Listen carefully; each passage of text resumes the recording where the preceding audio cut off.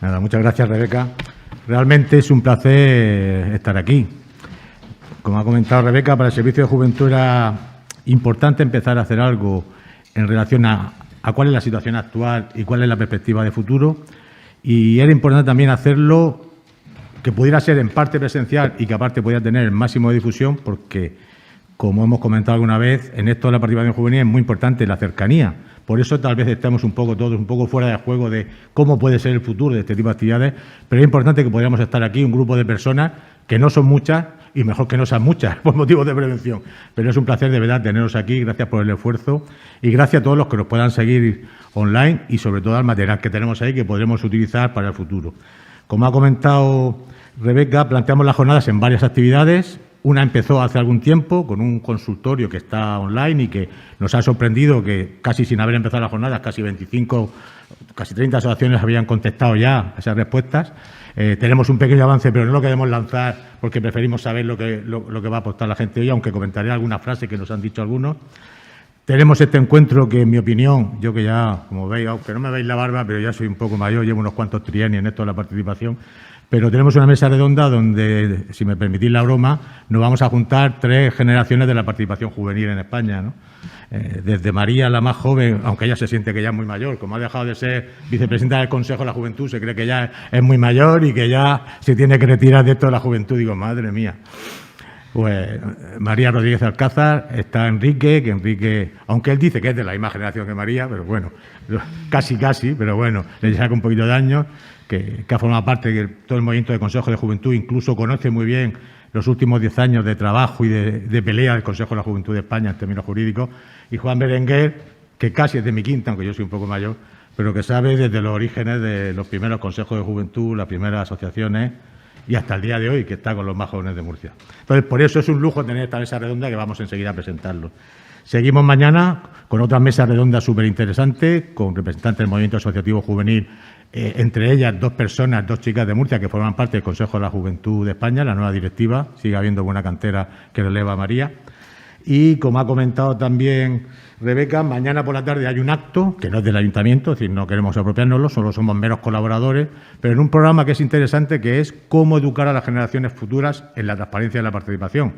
Y está impulsado por el Consejo de la Transparencia de la región, con la universidad, un grupo de voluntarios que participamos también, y que es muy interesante porque son la opinión de chavales jóvenes sobre la transparencia y la participación en unos concursos que se han hecho por una serie de institutos sobre vídeo, tan interesante, y sobre disertación. Un pequeño discurso de un joven sobre qué es para él la transparencia o cómo ve la sociedad. Es un poco conformaría la jornada, y el objetivo es que todo este material, más las ponencias, más las aportaciones vuestras, antes de que acabe el año, lo podamos presentar en una publicación que nos aporte ideas, que ojalá ya no haya que poner en práctica porque los problemas sanitarios han pasado a un segundo plano, pero que si esto se mantiene nos sirva como ideas para seguir luchando. Y ya voy a empezar con una pequeña introducción que sitúe a nuestros amigos de la mesa redonda de hoy. Voy a dar mis opiniones personales después de muchos años de estar trabajando en esto, ¿no? Bueno, la idea, yo lo que quería lanzaros es que no estamos ante algo nuevo. Hace 2000 años, el emperador romano Augusto, a los que les gusta la historia sabrán algo del emperador Augusto, impulsó el nacimiento de lo que se llamaban las Collegia Juvenum, eran asociaciones juveniles, las primeras, que tenían finalidades y actividades militares, deportivas, religiosas y también culturales y educativas, que se fueron propagando y extendiendo por las diferentes provincias del Imperio Romano, como una manera de preparar a los jóvenes para el acceso a la ciudadanía romana, entre comillas. Con el tiempo se extenderían por todas las provincias, llegarían a Hispania y posiblemente aquí a través de Cartagena, que era una ciudad muy importante y era la provincia cartaginense. Pero no os preocupéis, no voy a dar una charla de historia, aunque me guste mucho, no voy a contar todo el largo camino y difícil para conseguir que la libertad de asociación fuera un pleno derecho, que ha sido un camino de casi 2000 años. Yo hoy quería situarnos para hablar del tema de participación juvenil y situarnos en las últimas 5 décadas de nuestro país y sociedad. Todo el tiempo que en parte me ha tocado a mí vivir, pero vosotros seguimos viviendo desde la transición democrática hasta ahora, ¿no?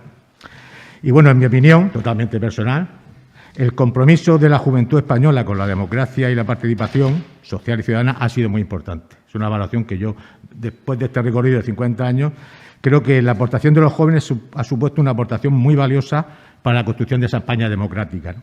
Y se ha manifestado de formas diferentes vías y caminos. No hay una única vía para la participación y es imposible que alguien pueda pensar que existe una única vía. El régimen anterior sí había una única vía para la participación, que era el Frente de Juventudes, aunque después, al final, en el franquismo había algunas pequeñas vías diferentes. Vamos, no voy a hablar de historia, eso ya antes de eso. En mi opinión, esas vías de participación, yo, para situarnos un poco, y también un poco sirve para el debate, las sintetizaría en 5 tipologías. 5 tipos abiertos e interrelacionados entre sí, por los que los y las jóvenes han podido participar de una forma libre, acercándose a una o a otra, o incluso a varias a la vez.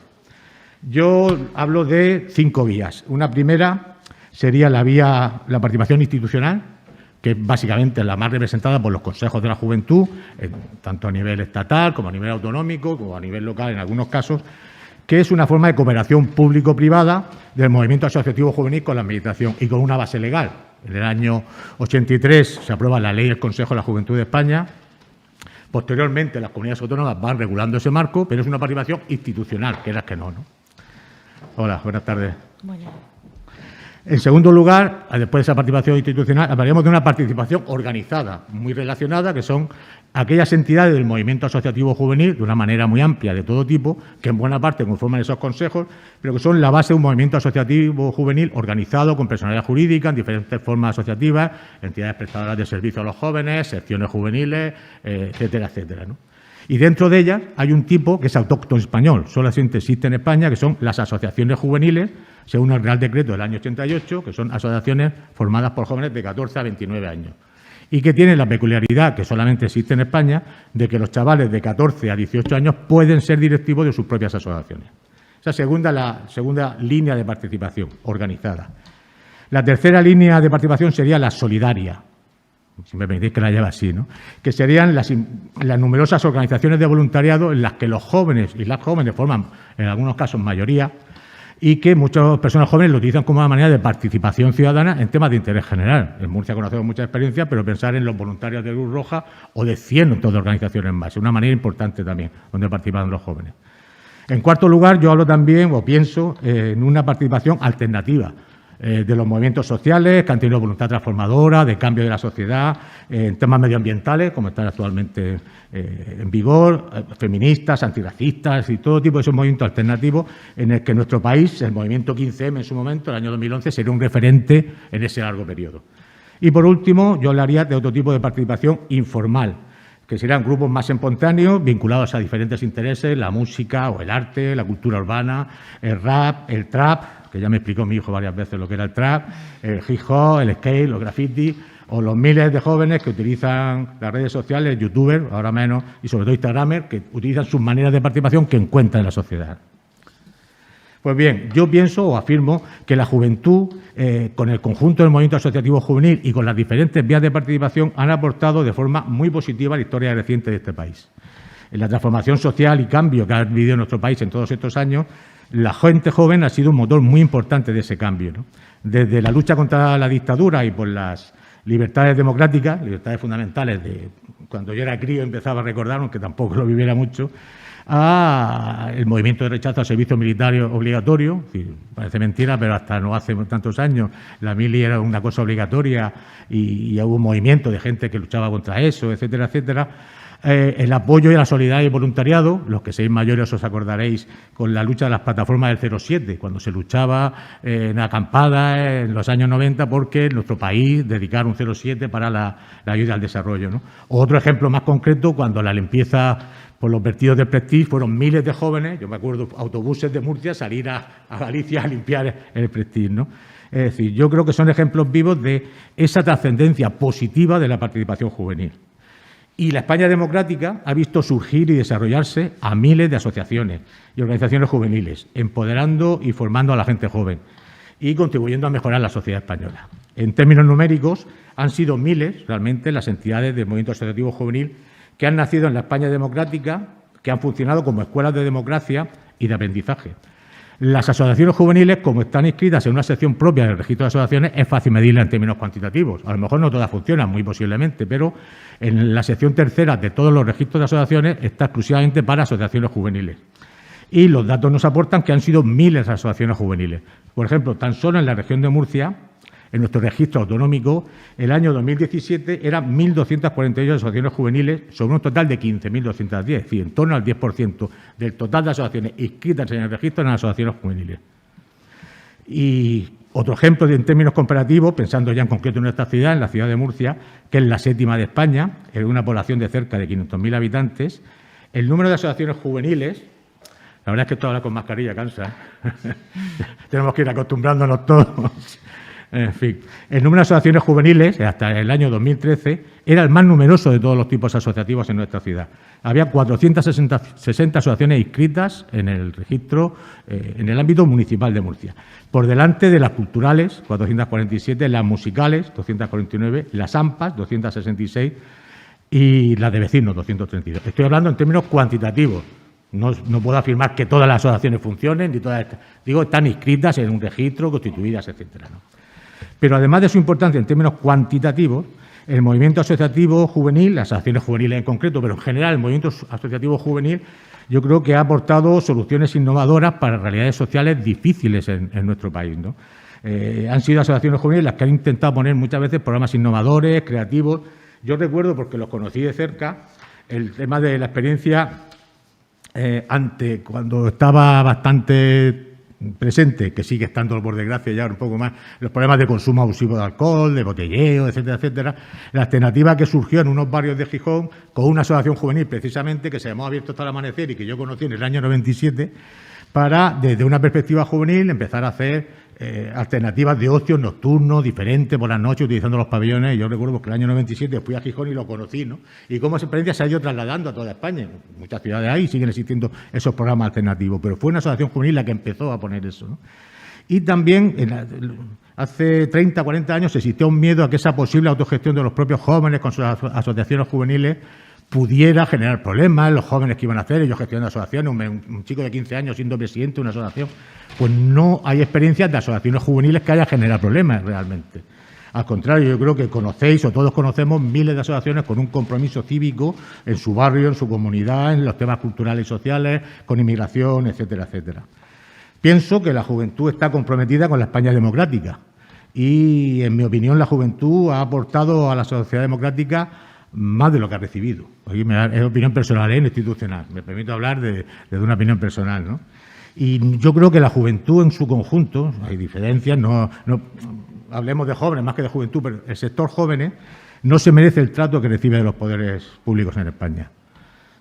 Todos habéis visto en la última listado que en los países de Europa el que tiene el índice más alto de paro juvenil es España.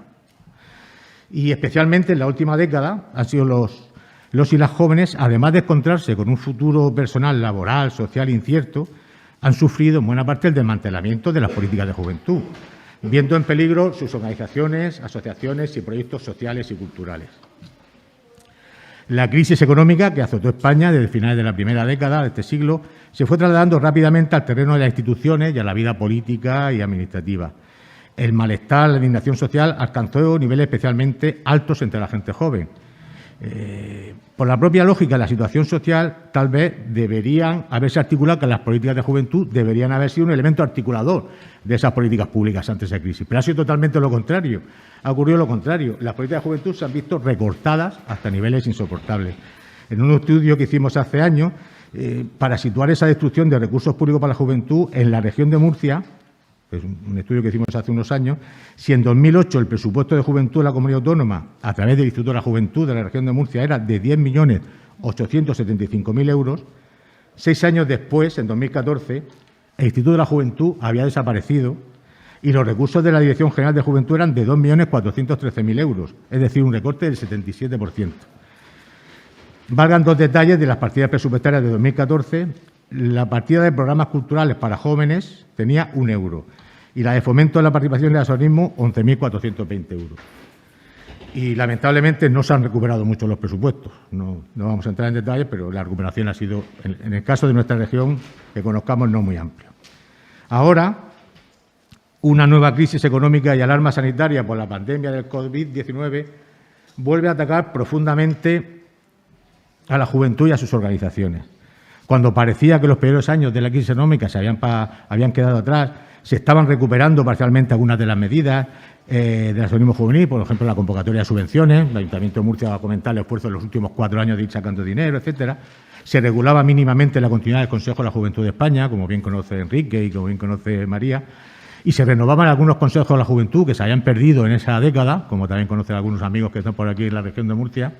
Pues bien, llega ahora como un tsunami la crisis y la alarma sanitaria por la pandemia del COVID-19, que hará perder la vida a miles de personas en España, lamentablemente, y nos hace vivir a millones de ciudadanos el confinamiento de la primavera, que nos han quitado, y la situación que sigue siendo de total incertidumbre.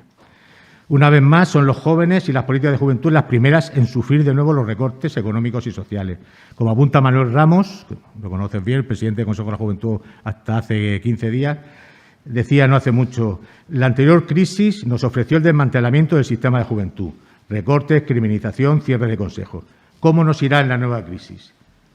De nuevo, hay administraciones públicas que piensan que el primer dinero que pueden recortar es precisamente el de los presupuestos de juventud. Comienzan a suprimirse convocatorias públicas de subvenciones, ayudas a jóvenes, servicios de asesoramiento y actividades de espacios y centros juveniles. Y todo ello pese a la oposición de las organizaciones representativas de los jóvenes que en algunos casos se manifiestan en contra. De esta manera, si las organizaciones juveniles han sido dañadas por la crisis sanitaria, que impide su normal funcionamiento, sus actividades, etcétera, además tendrán que recibir también el golpe de ver reducidos de forma muy importante sus pocos recursos procedentes de presupuestos públicos. La sensación del movimiento asociativo juvenil, que yo no represento, pero que sí nos transmiten a veces, es que cada vez se comprende menos por los poderes públicos la importancia del capital social que genera la participación juvenil, los valores de aprendizaje, de creatividad, de solidaridad. No entiendes por qué han de ser los presupuestos de juventud los primeros en ser recortados, por qué la gestión y el funcionamiento de las asociaciones sin fines lucrativos cada vez es más compleja, mayores exigencias jurídicas, contables, electrónicas, mientras el apoyo y el asesoramiento de las administraciones es menor. ¿Por qué cada vez es más difícil la participación juvenil? Y os daré unos datos.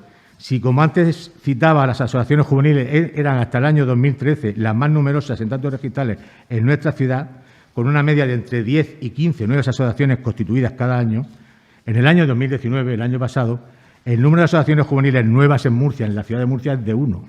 Una sola asociación nueva. Y en toda la región, 2. En fin, por todo ello, no es que me quiera poner triste ni nada de eso, pero creo que es importante ver un poco cuáles son las tendencias de futuro. Esto lo podemos analizar, por supuesto, hay un tema que está ahí, que es el tema demográfico. Indudablemente habrá menos asociaciones porque hay menos jóvenes, pero también por otras causas. Hay que ver la demografía por un lado.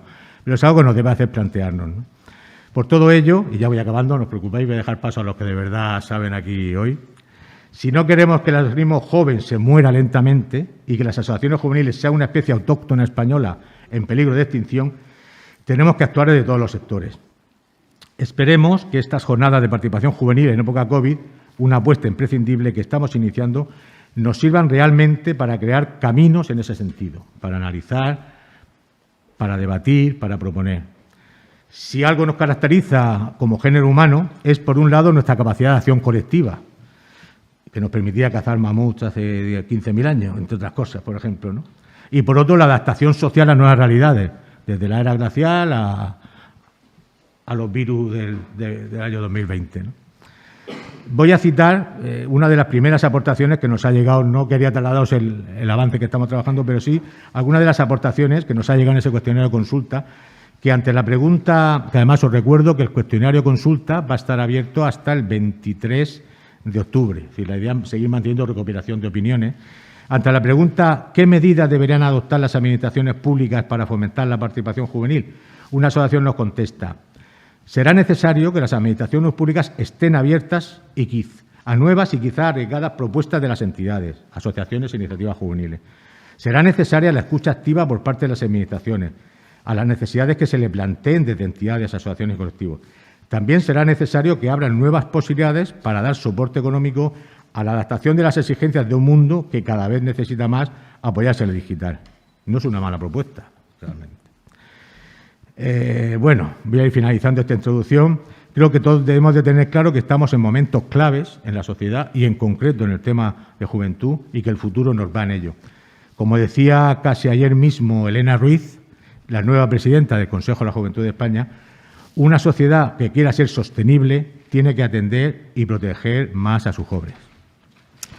Y voy a pedirle ya que se vaya acercando por aquí